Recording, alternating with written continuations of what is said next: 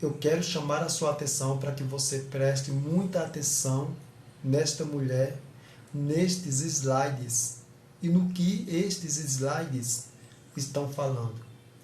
Qual a mensagem que todos estes slides estão te passando?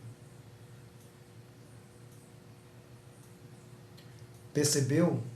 Através deste vídeo, eu quero chamar a tua atenção, quero te reeducar para que você, dona de casa, em momento algum, ao fazer uso da máquina de lavar, coloque sua mão, ao abrir a tampa dentro da máquina de lavar, com ela desligada.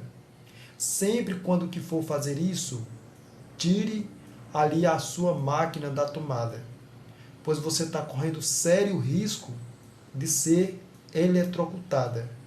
E mais ainda, você está correndo sério risco de perder a sua vida. Fica com o vídeo mais um pouco.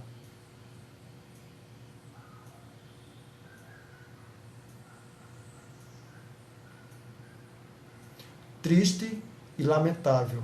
Isso é chamando a tua atenção para que você cuide da sua vida.